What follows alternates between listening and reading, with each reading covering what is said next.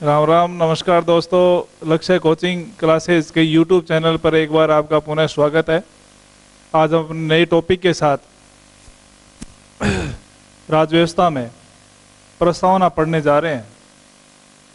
तो इससे पहले आप लक्ष्य कोचिंग क्लासेस के यूट्यूब चैनल को शेयर कीजिए, लाइक्स कीजिए। कोई क्वेश्चंस है तो आप कमेंट्स में दीजिए और चैनल को सब्सक्राइब करिए। तो अपनी इस क्लास में शुरू करते हैं प्रस्तावना।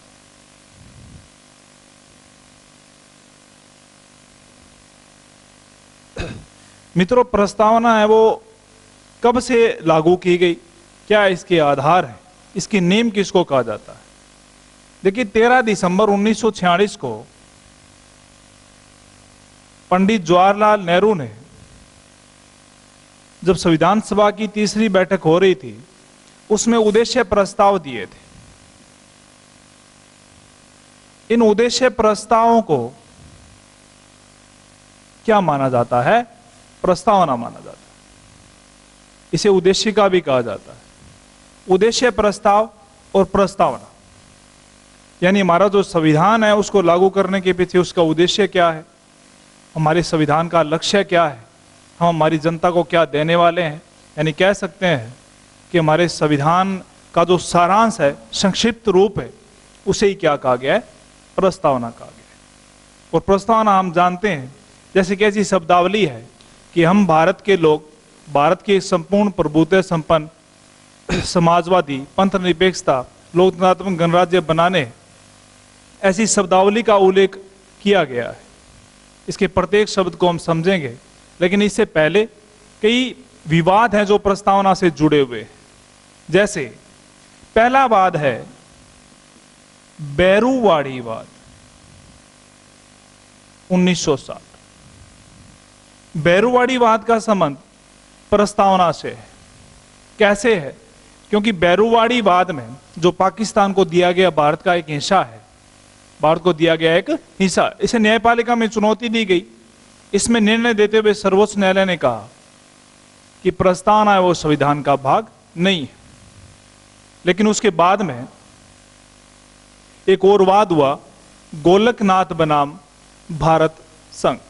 गोलकनाथ बनाम भारत संघ 1968 में सर्वोच्च न्यायालय ने निर्णय दिया कि यदि कोई संविधान का भाग नहीं है तो उसमें संसद किसी भी प्रकार का कोई संशोधन नहीं कर सकती। लेकिन एक महत्वपूर्ण वाद है और आप जानते होंगे, वो वाद जाना जाता है केशवानंद भारती बनाम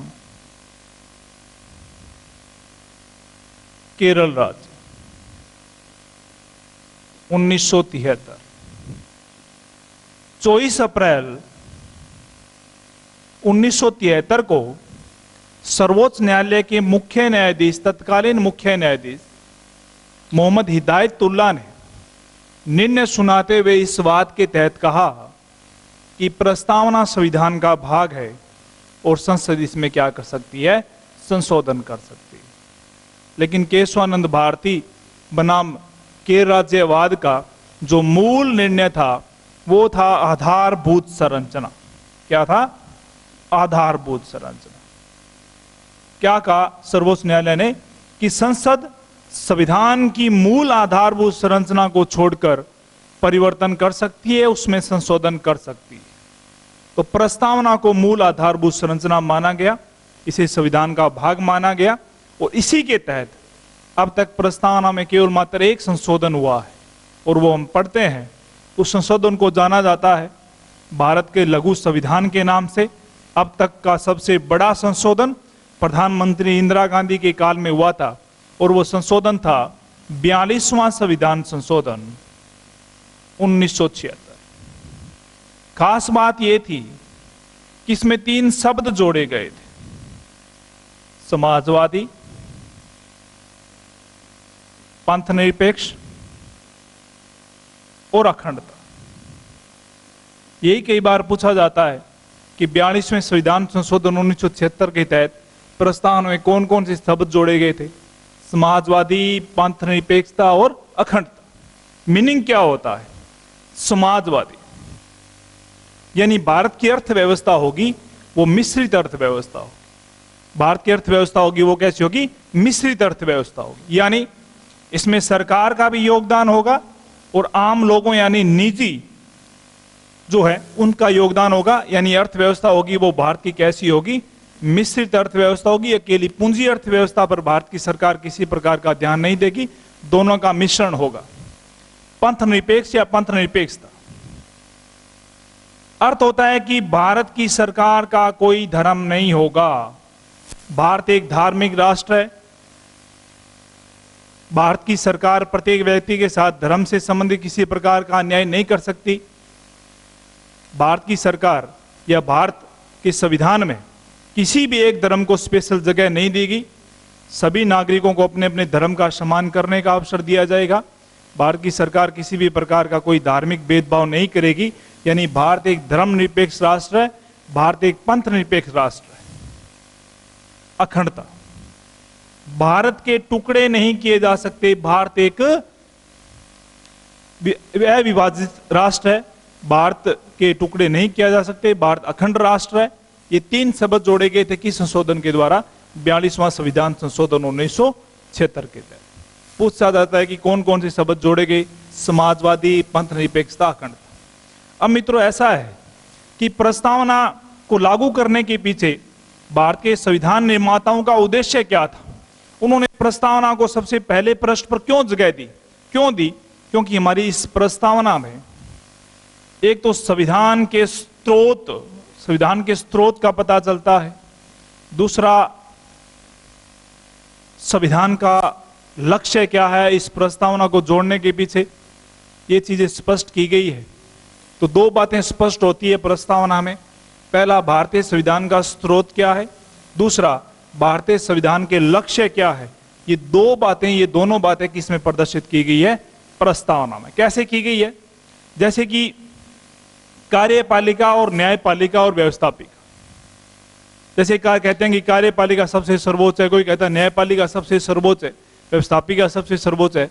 ये विवाद को कम करने का आधार जो माना जाता है वो किसको माना जाता है? प्रस्तावना को माना जाता है। कैसे माना जाता है? क्योंकि जो भारत का संविधान लागू किया गया है वो किसके नाम से किया गया है? भारत की जनता के नाम से। भारत का संविधान किसके नाम से लागू किया गया है? भारत की जनता के नाम से। इसलिए सर्वोपरि कौन है?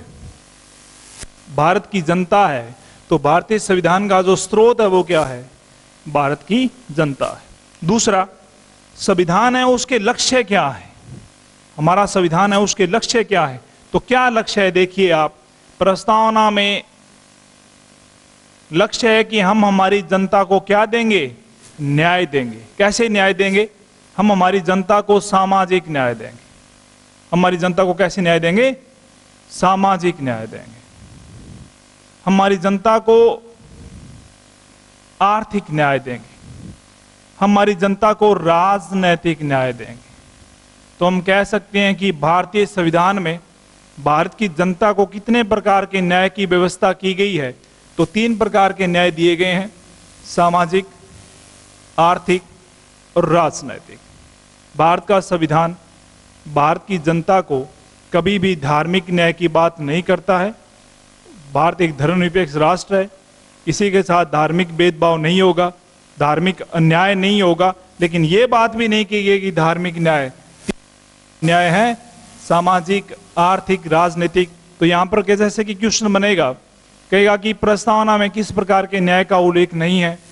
सामाजिक, आर्थिक, राजनीतिक और धार्मिक। तो हमारा सीधा सा उत्तर होगा धार्मिक। यानी भारत का संविधान है वो धार्मिक न्याय की बात नहीं करता है।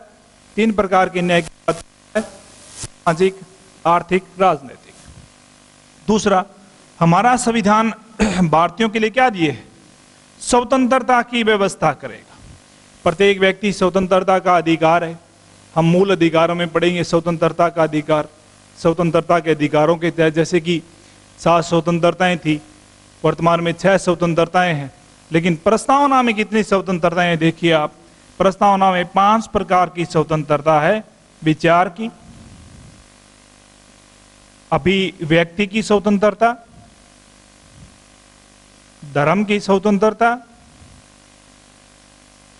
विश्वास की स्वतंत्रता और उपासना की स्वतंत्रता। यानी प्रस्तावना के अनुसार हमारा जो संविधान है कितने प्रकार की स्वतंत्रता की व्यवस्था करेगा? 5, विचार, अभिव्यक्ति, धर्म, विश्वास और उपासना।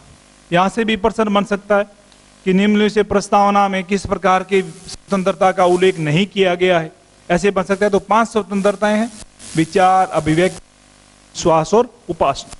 उसके बाद में हमारा संविधान क्या देता है? देखिए आप, हमारा संविधान हमें समानता के अधिकार देता है, और हम समानता के अधिकार पढ़ते हैं अनुच्छेद 14 से 18 तक समानता के अधिकार का उल्लेख है। लेकिन प्रस्तावना में अधिकार नहीं है।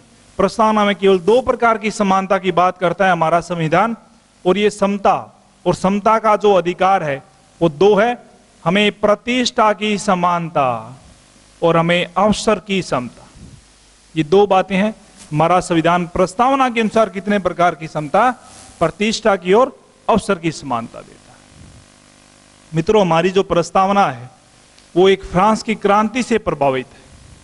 फ्रांस की क्रांति से कैसे प्रभावित है? देखिए आप, प्रस्तावना में 3 शब्द हैं, जैसे कि समानता, एक है स्वतंत्रता, एक है बंधुत्व। ये 3 शब्द है, ये किस क्रांति से लिए गए हैं? फ्रांस की क्रांति से लिए गए। यानी फ्रांस की क्रांति का जो मूल नारा था वो क्या था? समानता, स्वतंत्रता, बंधुत्व। जो 1789 में फ्रांस की क्रांति हुई थी, उसका मूल जो नारा था वो समानता, स्वतंत्रता और बंधुत्व। ये 3 शब्दों का उल्लेख कहां किया गया है? प्रस्तावना में किया गया है। ये तीनों शब्द है वे किस क्रांति से लिए गए हैं? फ्रांस की क्रांति से लिए गए। इसके बाद में देखिए आप, प्रस्तावना में क्या है कि प्रस्तावना में कहा गया है कि हमारा संविधान 26 नवंबर 1949 को अंगीकृत, अधिनियमित और आत्मार्पित होगा। हमारा संविधान 26 नवंबर 1949 को अंगीकृत, अधिनियमित और आत्मार्पित होगा। ये बात भी किस में लिखी गई है? प्रस्तावना में। लेकिन हमारा संविधान जो लागू हुआ था वो हुआ था 26 जनवरी 1950 को लागू हुआ था। लेकिन 1949 को क्या हुआ था? अंगीकृत, अधिनियमित और आत्मार्पित कब हुआ? तुम्हारा उत्तर क्या होगा? 26 नवंबर 1949। लेकिन हमारा संविधान लागू हुआ था 26 जनवरी 1950। ये बात लिखी गई है आर्टिकल 394 में कि हमारा संविधान 26 जनवरी 1950 को क्या होगा? लागू होगा। और देखा जाए तो 26 नवंबर को वर्तमान में 2015 से एक दिवस बनाया जा रहा है, संविधान दिवस। कौन सा दिवस? संविधान दिवस। 2015 से पहले एक दिवस बनाया जाता था, उसे कहा गया था कौन सा दिवस? विधि दिवस। क्या कहा गया था? विधि दिवस। देखिए मित्रों, प्रस्तावना है वो उद्देश्य प्रस्तावों का आधार माना जाता है। प्रस्तावना का जो नींव है वो उद्देश्य प्रस्ताव है। इन उद्देश्य प्रस्ताव को जवाहरलाल नेहरू ने भारतीय संविधान की आत्मा कहा था। तो भारतीय संविधान की जो आत्मा कहा था वो उद्देश्य प्रस्ताव को कहा था किसने? जवाहरलाल नेहरू ने। लेकिन प्रस्तावना को आत्मा कहने वाले व्यक्ति थे वो सर्वोच्च न्यायालय के एक मुख्य न्यायाधीश थे, मोहम्मद हिदायतुल्ला, और एक थे ठाकुरदास भार्गव। तो ठाकुरदास भार्गव और मोहम्मद हिदायतुल्ला ने प्रस्तावना को भारतीय संविधान की आत्मा कहा। इसके अलावा एक राजनीतिक विचारक और हुए हैं, के.एम. मुंशी। के.एम. मुंशी ने प्रस्तावना को संविधान की राजनैतिक कुंडली का, क्या कहा था? प्रस्तावना को के.एम. मुंशी ने संविधान की राजनैतिक कुंडली कहा था। क्या कहा था? राजनैतिक कुंडली कहा था। देखिए, प्रस्तावना है वो ऑस्ट्रेलिया, प्रस्तावना की जो भाषा है वो ऑस्ट्रेलिया के संविधान से ली गई है। ऑस्ट्रेलिया के संविधान से ली गई है। देखिए मित्रों, अधिकतर इसमें जो प्रश्न पूछा जाता है वो 42वां संविधान संशोधन 1976 से संबंधित पूछा जाता है। इसमें कहा जाता है कि कौन कौन से शब्द जोड़े गए। समाजवादी, पंथ निरपेक्षता, अखंडता। देखिए प्रस्तावना में ऐसे कई शब्द हैं जिनका मीनिंग हमें पता होना चाहिए। जैसे प्रस्तावना में आता है कि संपूर्ण प्रभुत्व संपन्न, संपूर्ण प्रभुत्व संपन्न। हमारा देश क्या होगा? संपूर्ण प्रभुत्व संपन्न होगा। क्या मीनिंग होता है? देखिए आप, हमारा देश किसी दूसरे देश पर निर्भर नहीं होगा, अर्थात वह आत्मनिर्भर होगा। क्या होगा?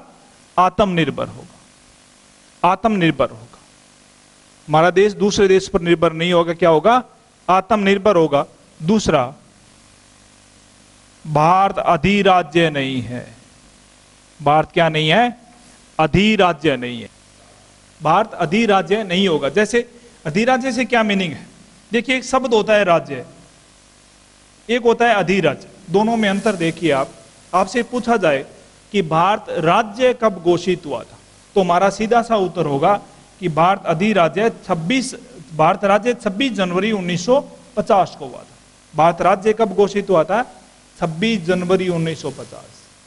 पूछा जाए कि भारत अधिराज्य कब घोषित हुआ था, क्या भारत अधिराज्य रहा है? कब रहा था? 15 अगस्त 1947 को भारत अधिराज्य घोषित हुआ था, डोमिनियन स्टेट घोषित हुआ था। बात करते हैं दोनों में अंतर की।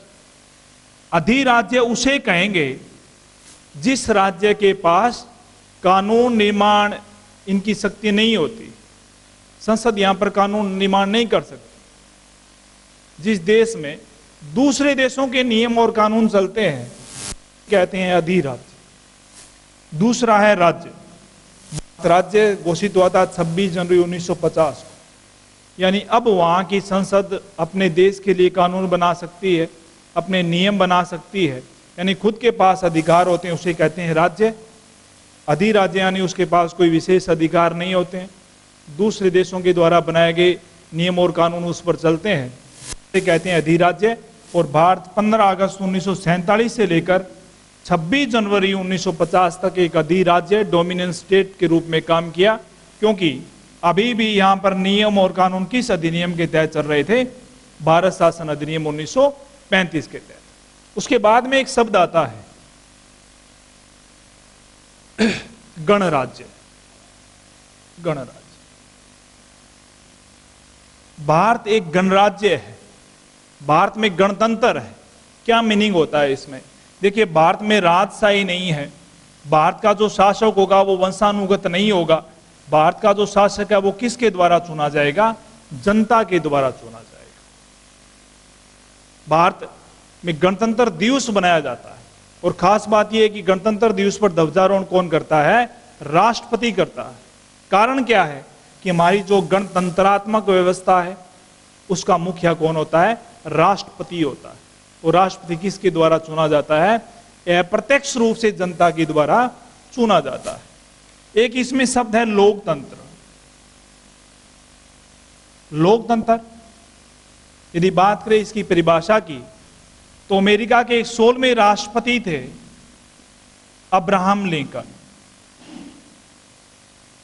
इन्होंने लोकतंत्र की परिभाषा दी कि जनता के लिए, जनता द्वारा चलाया जाने वाला शासन है वो क्या होगा? लोकतंत्र हो। ये लोकतंत्र की परिभाषा भी किस में प्रदर्शित होती है? प्रस्तावना में होती है। तो मित्रों, इस प्रस्तावना से संबंधित जैसे कि एग्जाम्स में कई क्वेश्चंस भी पुटअप होते हैं, जैसे शुरू से करें। पहला है कि प्रस्तावना की भाषा किस देश से ली गई है? प्रस्तावना की भाषा है वो किस देश से ली गई है? ऑस्ट्रेलिया से ली गई। दूसरा, किस वाद में प्रस्तावना को संविधान का भाग नहीं माना गया था? हमारा सीधा सा उत्तर होगा बैरूवाड़ीवाद। बाद में आता है कि प्रस्तावना में संशोधन किस वाद से प्रभावित हुआ? हमारा उत्तर होगा केशवानंद भारती बनाम केरल राज्य 1973। प्रश्न आ जाता है कि केशवानंद भारती बनाम केरल राज्य 1973 का मूल निर्णय क्या था, उसका सारांश क्या था? उसका यही सारांश, यही निर्णय था कि संसद मूल आधारभूत संरचना को क्या छोड़कर संसद संशोधन कर सकती है। यानी मूल आधारभूत संरचना दी गई थी, लेकिन सर्वोच्च न्यायालय ने इस मूल आधारभूत संरचना को कभी भी परिभाषित नहीं किया। प्रश्न आ जाए कि इस प्रस्तावना में अब तक कितनी बार संशोधन हुए हैं, तो हमारा उत्तर होगा कितना, एक बार। पूछ ले कि 42वें संविधान संशोधन 1976 के द्वारा किन किन शब्दों को प्रस्तावना में जोड़ा गया, हमारा सीधा सा उत्तर होगा समाजवादी, पंथ निरपेक्षता, अखंड। पंथ निरपेक्षता की जगह धर्मनिरपेक्षता भी आ सकता है, तो ये 3 शब्द जोड़े गए। आगे प्रश्न पूछ लिया जाए कि प्रस्तावना में कितने प्रकार के न्याय का उल्लेख है, तो 3 प्रकार के न्याय का उल्लेख है, सामाजिक न्याय, आर्थिक न्याय, राजनीतिक न्याय। दोबारा बता रहा हूं, भारत के संविधान में धार्मिक न्याय का उल्लेख नहीं है, प्रस्तावना में धार्मिक न्याय का उल्लेख नहीं किया गया है, केवल मात्र 3 प्रकार के न्याय का उल्लेख किया गया है। उसके बाद में पूछ ले कि प्रस्तावना में कितने प्रकार की स्वतंत्रताएं दी गई है, तो हमारा उत्तर होगा 5 प्रकार की, विचार, अभिव्यक्ति, धर्म, विश्वास और उपासना। पूछ ले कि प्रस्तावना कितने प्रकार की समानता की बात करता है, तो 2 प्रकार की समानता की बात करता है, प्रतिष्ठा की समानता और अवसर की समानता। पूछ ले कि समानता, स्वतंत्रता और बंधुत्व है शब्द किस क्रांति से लिए गए हैं, फ्रांस की क्रांति से। प्रश्न आ जाए कि प्रस्तावना किस क्रांति से प्रभावित है, हमारा उत्तर होगा किस क्रांति से, फ्रांस की क्रांति। पूछ लिया जाए कि भारतीय संविधान अंगीकृत, अधिनियमित और आत्मार्पित कब हुआ था, तो हमारा सीधा सा उत्तर होगा 26 नवंबर 1949। पूछ लिया जाए भारतीय संविधान लागू कब हुआ था, तो 26 जनवरी 1950। और अंगीकृत, अधिनियमित और आत्मार्पित कब, 26 नवंबर 1949। इन बातों का आप ध्यान रखें। नेक्स्ट क्लास में अपने नया टॉपिक के साथ होंगे। आप चैनल जो लक्ष्य कोचिंग क्लासेस का यूट्यूब चैनल है, आप सब्सक्राइब करिए। कोई क्वेश्चंस है, कोई दिक्कत है, तो आप कमेंट्स बॉक्स में ज़रूर लिखिए, लाइक करिए, ज़्यादा से ज़्यादा शेयर करिए, ताकि आने वाले जो कंपटीशन की एग्जाम्स है, प्रतियोगिता परीक्षाएं हैं, उसमें ज़्यादा से ज़्यादा फ़ायदा ले सकें। अपने दोस्तों के साथ शेयर करिए। नेक्स्ट क्लास में फिर मिलते हैं। धन्यवाद।